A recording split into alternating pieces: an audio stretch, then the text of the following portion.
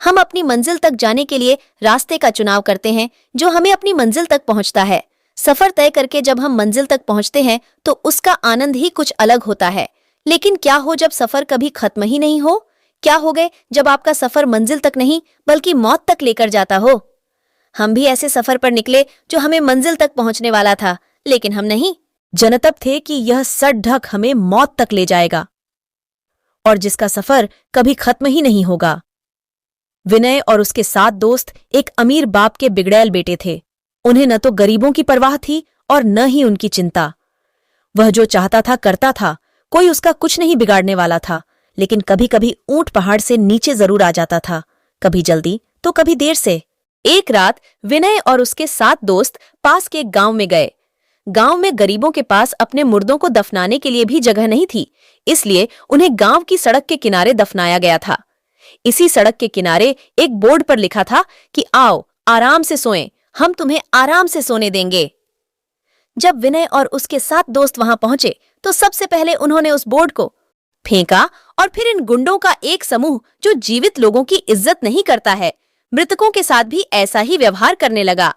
कोई कब्र पर रखे फूल फेंकने लगा, कोई कब्र पर बैठकर शराब पीने लगा, कोई कब्र पर रखा पत्थर फेंकने लगा, तो किसी को कब्र पर पेशाब करने का विचार आया। जब उसका मन इन गिरी हुई हरकतों से भर गया तो वह आगे बढ़ गया। अब तक जो होता था विनय और उसके दोस्तों ने किया था, लेकिन अब बारी किसी और की थी। सभी दोस्त उसी रास्ते पर आगे बढ़ रहे थे। तभी उनमें से एक को एहसास हुआ कि बहुत देर हो चुकी है, लेकिन आगे कुछ नहीं आ रहा है और उन्हें लगता है कि वे उसी रास्ते और उस कब्र पर बार बार चक्कर लगा रहे हैं। सामने बार आ रहा है, तभी उनमें से एक बोला, दोस्त यार विनय, क्या तुम्हें नहीं लगता कि हम पहले भी यहां से गुजर चुके हैं? विनय, ये क्या बकवास कर रहा है, लगता है तुम समझ गए। 2-3 घंटे और चलने के बाद दोस्त की नजर अपनी घड़ी पर जाती है। उसकी घड़ी में 7 बज रहे हैं और शाम के 7 बज नहीं सकते, यानी सुबह के 7 बज रहे हैं। और अब उन्हें सब समझ में आ गया है कि न तो यह रास्ता खत्म हो रहा है और न ही रात। वे थके हारे रास्ते पर चल रहे थे। तभी एक जादूगरनी आकर उसके सामने खड़ी हो गई। उसका पूरा चेहरा उसके बालों से छुपा हुआ था। उसकी केवल एक लाल आंख दिखाई दे रही थी। इससे पहले ही वह डर कर भाग गई। चुड़ैल, हमने तुमसे कहा था ना कि हमें सोने मत देना। ये कहकर उसने अपने हाथ में रखा भाला सभी मित्रों की ओर फेंका और उनमें से एक की छाती में लगा और वह मर गया। 8 घर छोड़ चुके थे और अब सिर्फ 7 बचे हैं। जब वह वहां से भागने लगा तो सामने एक पिशाच आकर खड़ा हो गया।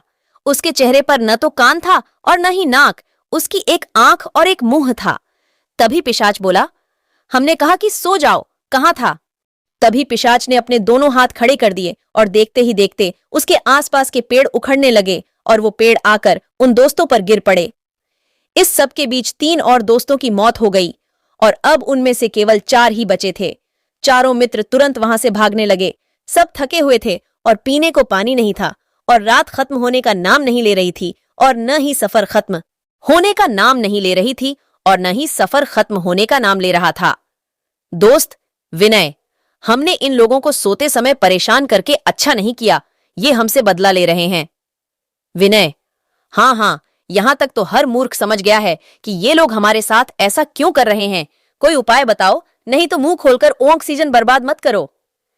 इसी बीच उसने देखा कि सड़क में एक गड्ढा है और उसका एक दोस्त गड्ढे में गिर गया है।